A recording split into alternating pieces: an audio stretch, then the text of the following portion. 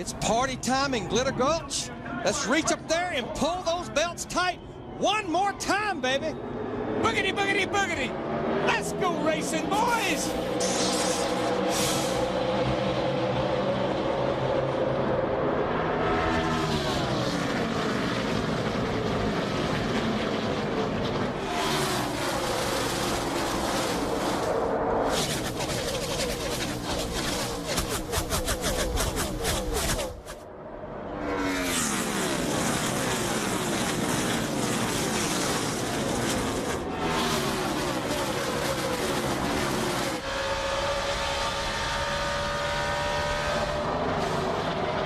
Clean start. First 8 cars get single file in a hurry.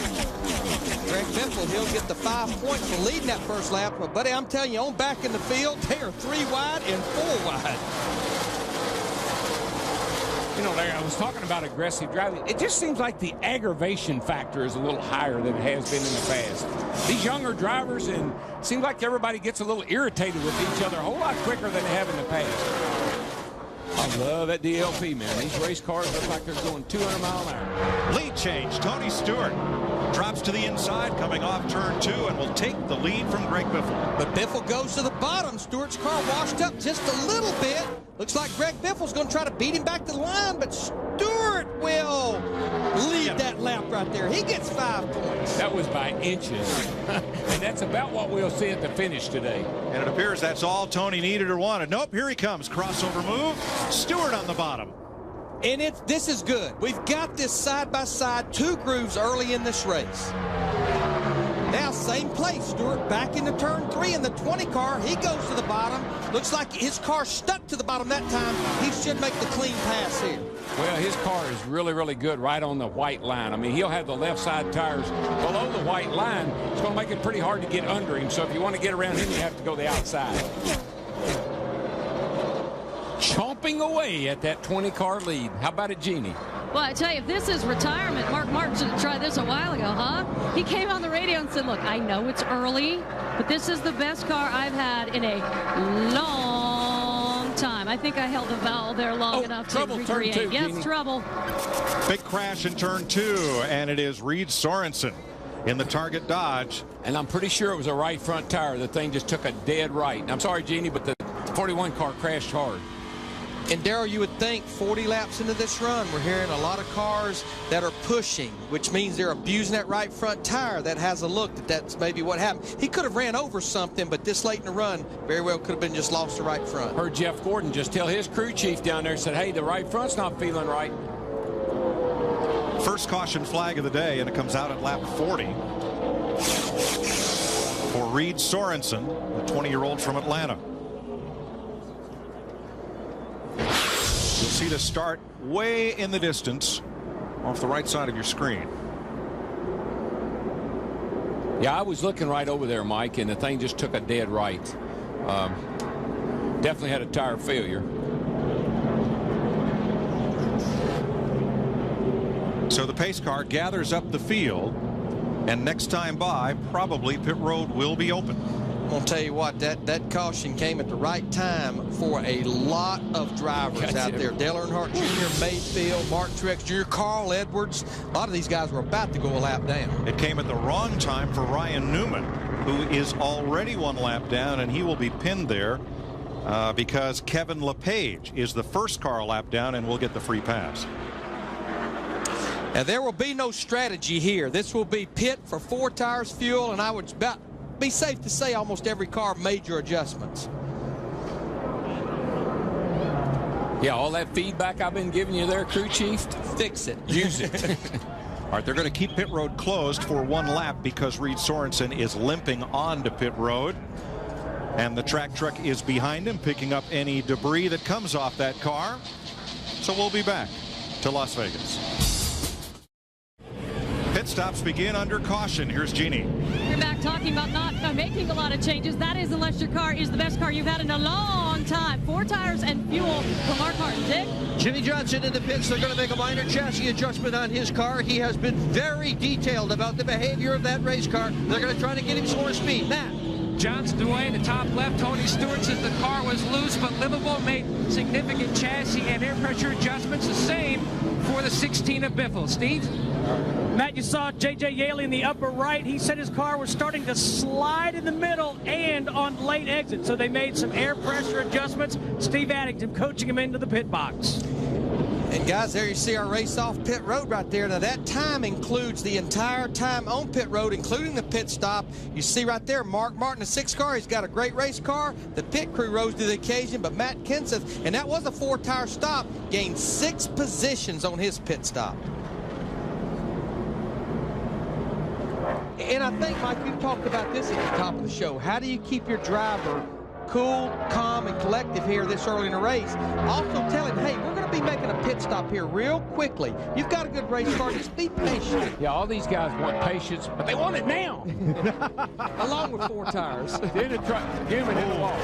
Turn 3, Ryan Newman has hit the wall hard, and the whole right front is crumpled up. Seems like when we get in that pit window, we see this. We got right front damage, right front. Once again, this is good news for Dale Earnhardt Jr., Jeremy Mayfield, Robbie Gordon, Elliott Sadler. They were just about to go a lap down to our leader. Timing was right for them. It's dead.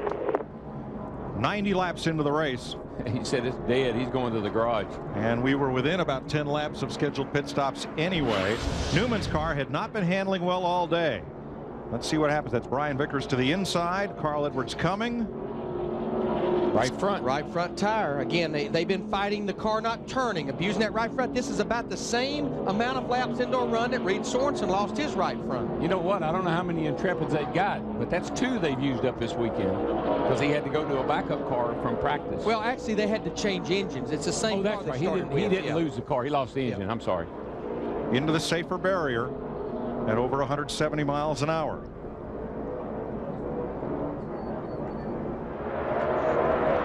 Boy, Tony Stewart in the 20 car trying to get a jump on Mark Martin in the 6. That's a totally legal move to the right side as the green flag was displayed. And he's going to take the lead. Matt Kenseth in the 17. He wants that 2nd spot. Martin settles in 3rd as they hustle down the backstretch heading for 180 miles an hour. The word from NASCAR was that the commitment cone that shows where you enter pit road was judged to have been slightly out of position, a little too far to the inside of the yellow line that is painted there. And Stewart came in watching the line, clipped the cone, no penalty. Let's show it to you here. If you notice right there, there's that yellow line that we're talking about right there, and you'll see his right front. There's the cone. He's inside the yellow line, but the cone, as Mike mentioned, was too far inboard. They went repositioned it after Tony hit it. Now they put it in the right location. So Stewart, who has led all 3 in XL Cup races this year, is out front once again with Matt Kenseth chasing him, Mark Martin, Kyle Busch, and Kevin Harvick. I'll tell you what, I was watching this crowd right here, and Dale Jr. is in a hornet's nest. Inside now. They are all around him, all over him, and I think they're starting to even knock him around a little bit. This is a bunch of desperate drivers with not very good race cars right now.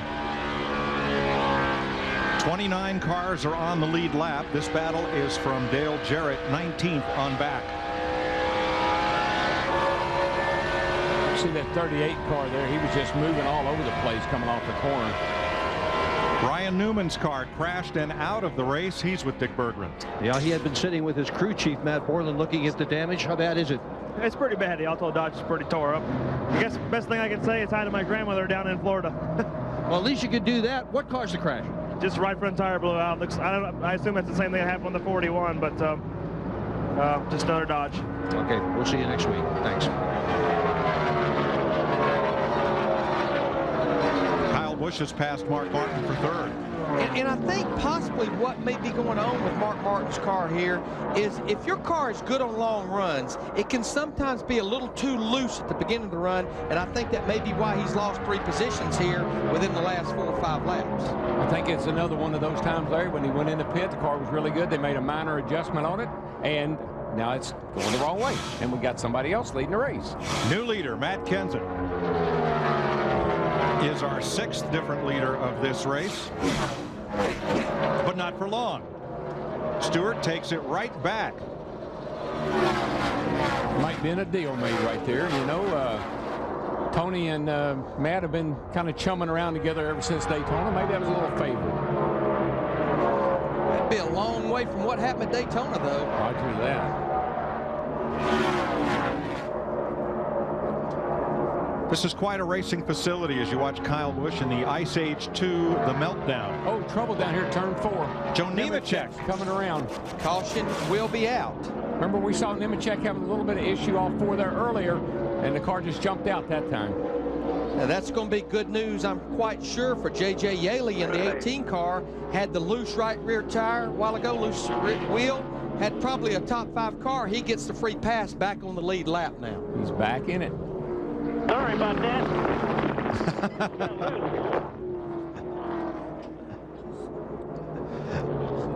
So Nemechek, we saw the front of his car. He did not damage that front valence on the U.S. Army Chevy with that spin, but it puts us under caution for the 3rd time this afternoon at lap 106. Well, let me think now. I've been out there all that long. It's been 9 laps. But you know what? I do know from last night, my tires don't like to be cycled. So let's think that through. See what happens here to Joey. Just gets loose. Just lost it on his own in the 01 car. I think he's, you know, we saw that push loose off of there earlier. Just looking for Denny Hamlin in the 11 car, right there dead in the middle of turn 4. And as mentioned, this was earlier in the race. See him coming through there, and he just kind of wants to step out with him. The thing was already giving him a little problem off turn 4. Didn't quite save it the last time. We've been talking about it the whole race since the top of the show. Track conditions that they've not experienced all week long. She's getting a little slick now. Yeah. Slip sliding away. DW, I believe we're going to see most of these guys hit pit road. I'm not going to sit here and tell you we might not see them change maybe just right sides, but Jeannie, I got a feeling pit road may end up being a busy place. Yes, we are open for business very shortly, and as we get you ready for Matt Kenseth coming into his pit, the 17 car, great debate over what to do, 2 tires, 4 tires, and the guys were talking about as long as this has been running, long green runs, 4 tires is probably the call. Matt saying just make the decision before I get in. His crew chief, Robbie Reiser, said, yeah, we better go with 4. I don't want to get you in trouble out there. No other changes because the car is great. Dick? Kevin Harvick started in the 29th spot. He came into this pit stop running in 5th position. This team desperately needs a top 5. Their last top 5 was May of last year. Matt. Now the 16 and the 20, Stewart and Biffle in. Right side tires only for Biffle. Chassis adjustment. The car's still too tight. Meanwhile, Stewart said the car was too free at the beginning of the run. To Steve Burns. Matt, Kyle Busch said you made my car better last time, make it just a little bit better now, so they're going to give him another track bar adjustment, 4 tires for Kyle Busch. We definitely saw some different strategy right there. Mark Martin, Greg Biffle, we talked about him, and Denny Hamlin. I know those 3 cars in particular changed just 2 right side tires with only 9 laps on their tires. There you see the race off pit road. You see Biffle gained 5 positions. Denny Hamlin gained 8. That's because those cars up there, including Mark Martin, changed just to 2 right side tires. And you see Jeremy Mayfield in the 19 in a backup car, 13 spots. Pretty good idea. That was 2 tires. May not have been any tires. May have been fuel only. Could have been fuel only. Well, we're not halfway, so if you're going to gamble, it's a good time. And we are in Las Vegas. Folks, give that surround sound a crank. Put all those watts to good use. Let's crank it up for this restart.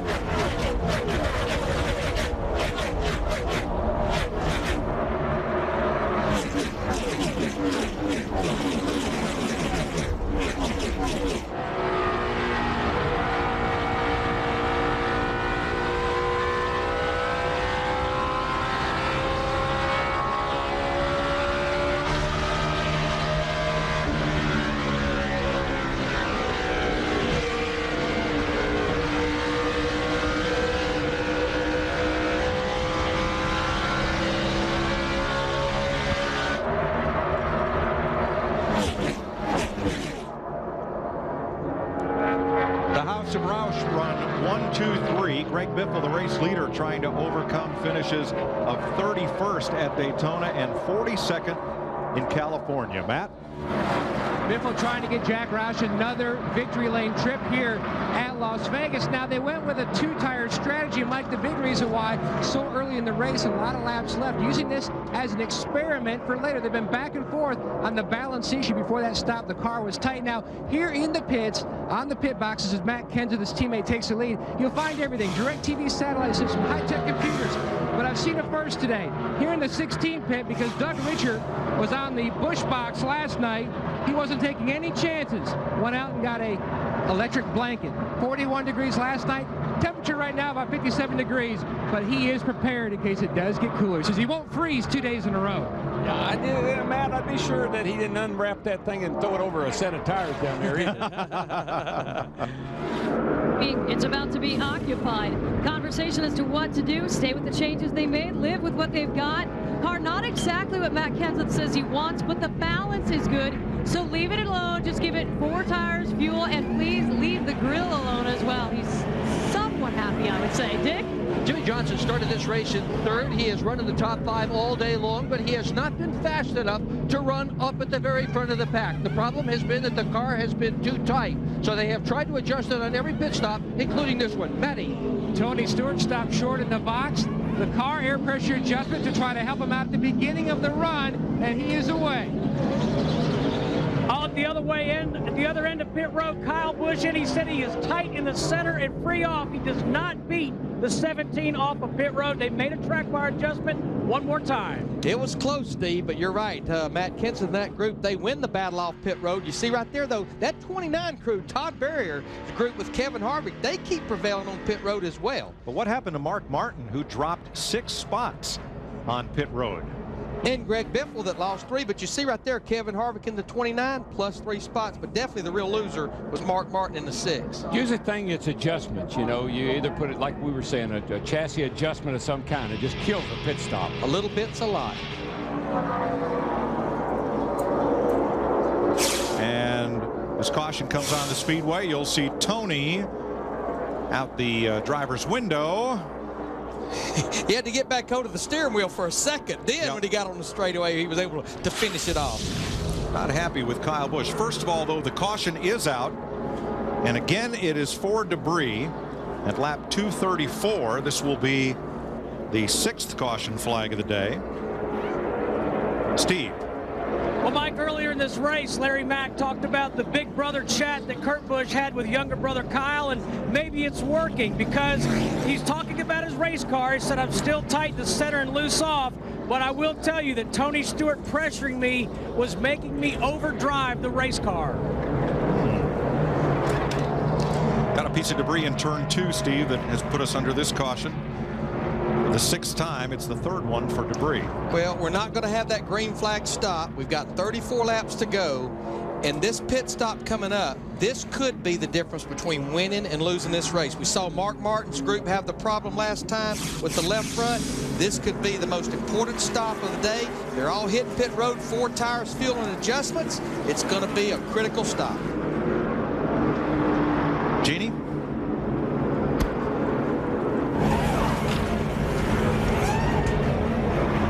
Back there in a moment as Matt Kenseth's car completes the right side and goes around to the left. These fellas have been pretty flawless all day. And where he's pitting, Darrell, he's almost finished with his stop before most cars get to their pit box. Dick? Jimmie Johnson has slid into his pits box. He has done a beautiful job of parking this car. The crew hasn't had to chase it at all. Another nice pit stop. Matty. Ira Joe Hussey just hit the Lutz and he's away. Steve? Kyle Busch on pit road, Mike. He said we need to go back the other way, so they're going to drop the track bar a little bit to help get his race car back in contention. I'm going to tell you what, boys, we've been talking about them all day. Certainly Matt Kenseth, Robbie Reiser, that group gets the job done, but I'm going to tell you, it looks like the real winner was basically that 5 car. Remember, he fell back to 8th. He's up to 4th. You see Kurt Busch to 2. Big gains, but look at there. The 5 car, 4 positions, but the 29 car, I know it's only 2 positions, but he's up in the top 5 now, Kevin Harvick. Last race winner, Matt Kenseth. Jimmy Johnson, and here comes Kyle Busch on the outside of Kevin Harvick for third. He timed it just right. He did. That's not going to say good with Harvick up there, And Stewart right with him, 3 wide. I mean, these guys know that if you don't get it early, they're going to get out there, Kenseth, to get away from you, and you're not going to get back to them. Well, the battle continues here with the 5 and the 20, and they're not real happy with each other. And right behind them, the 2 Childress Chevys, Harvick and Burton looking in. And right now, they're in a box behind Dave Blaney in the 22. Scott Whoa, he got him. He got him. Got him up out of the And Harvick's right there to take advantage if he can in the 29. 3 wide down the back straightaway. Tony's in no man's land now, right in the middle. Got to back off. Here, clear. That's my man right there. Boy, a lot of patience on everybody's part right there. Little give and take here with 29 to go. On top of Ocean. They're still at each other. Be cool. Be cool. Gotta finish it here. 2 wide. There you go.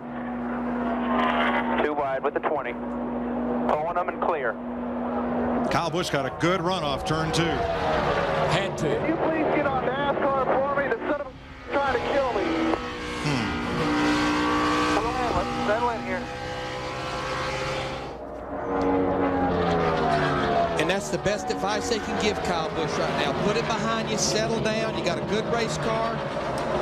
Now, what's happened to Harvick? He was right there battling with these 2, and now he's dropped back behind Casey Kane, Jeff Gordon, and the 31 of Burton. He's getting away from those guys. He'd seen enough.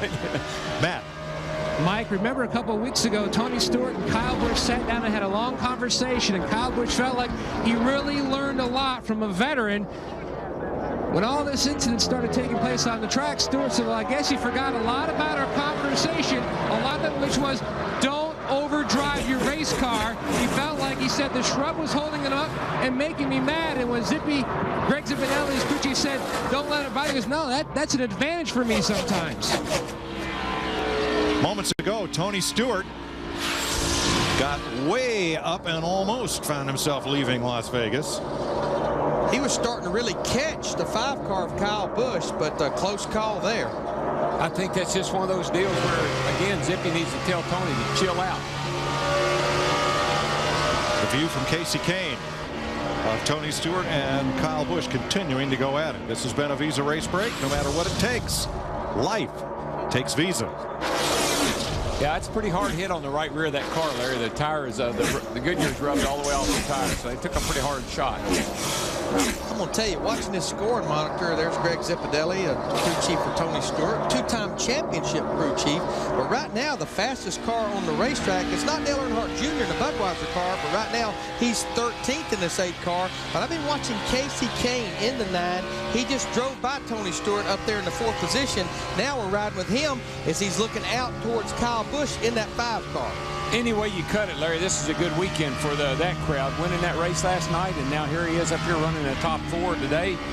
Pretty good weekend for that young man and for that race team. And there he is, exactly where he was last night in that Busch race, up to the high side. And he's running his 5 car down about 0.2 of a second a lap as we got 11 laps to go. This year, 15th at the beach, a win in California, and he's out front now with 5 to go. Yeah, and it's about 1/10 a lap right now. Don't look back. I mean, I think that it's going to be a real drag race to the finish line here on the last lap. No, it's shaping up as one of those kind of Atlanta finishes where you got this big wide front straightaway. Which way do you go? Kenseth started 9th today. No Las Vegas winner has ever come from the first 3 rows of the starting grid. Wonder how many winners have come out here with a substitute crew chief and walked off with the victory. Tony Stewart may be wrestling a flat tire, and caution, he is out. The debris coming off right there, Kenny Wallace's car. Wallace had a problem. Denny Hamlin couldn't avoid him. Yeah, it looked like Wallace really slowed down right in front of Denny, and Denny got into him, and Tony is on the apron, guys. Now, we almost have a mirror of a situation that we had last night in the Busch Series race. We've got 3 laps to go. This thing will go into overtime. We can pretty much guarantee that. These cars have about 30 laps on their tires. And there you can see Tony Stewart right there getting into Scott Wimmer in the 4 car. Is there a problem on our race leader, Jeannie? Oh, yeah, this caution could not have come at a worse time. Matt Kenseth in the 17, very upset for what he calls a ridiculous caution. You can understand why. He's having problems with the motor, guys. He's been trying to switch back and forth or decide whether that's what they need to do. He said that's where he's going to have to go. He's going to have to flip back to the reserve motor. It's not looking good. He said, quote, "We're done." Well, remember, Kenny Schrader, he runs a Roush Yates engine. He had problems earlier in the race. Greg Biffle in the 16 had the engine problems at Fontana. It sounds like what Genie's talking about is maybe an ignition problem, right. Switching back and forth there in the ignition boxes. There will be no free pass. Matt Kenseth trying to win his 2nd race in a row. Jimmy Johnson trying to win his 2nd Las Vegas race in a row. And Kyle Busch trying to win in front of his hometown friends and fans. And Casey Kane's brought his Dodge right up into the fray. We're going to try once to get a green, then white, then checkered flag finish. Yeah, Kenseth's got to watch the outside because it's so wide down this front straightaway here. If he gives up much room to the outside, look out. That's where Kyle Busch in the 5 has been so strong on the outside of the race. And I imagine he's sitting there thinking that same thing. If I could do this again. Kenseth kind of jumped out there, got a big jump on everybody. Told his crew during the caution that his engine is flat. Doesn't feel like it has a lot of power. We'll see right here. Here comes Johnson. Looks like he's been so good off of the corner. That's where he's been closing. Contact turn 2. A car up toward the wall. Misses it. Whoa. Here comes Jimmy. I think he'll follow Matt in here. But he's been so strong coming off the corner. Matt Kenseth, he's not going to give the bottom up, though. Jimmy Johnson in the 48, he turns it to the bottom, coming to the white flag this time. Clear low, clear low. If you don't give up the bottom, you'll be okay, I think. But Darrell has been turned 2. That's where the strength has been with this 48 car. Kyle Busch poised to take advantage. It's a 3-car race with a mile to go. He's looking outside. You better block him if you want to hold him off. Got a good run. Kenseth pulls the block, going off into turn 3. Johnson goes to the high side. He's going to try to get that momentum. Jimmy Johnson drag race. last year like drag this. Race. Kenseth with the edge. Here comes Johnson. Jimmy's Momentum outside. He's got it. He's got it. Johnson 48. Yeah. wins the UAW-Daimler Chrysler 400. He led 1 lap. And Johnson gets a run off turn 4. About all he could have done is wreck both of them and had to open the door for the 5 car. At least it would have saved broke his momentum and the 5 would have driven by. So he did the right thing. For the 2nd race in a row, Jimmy Johnson turns the tables in Las Vegas, and he gets another big belt.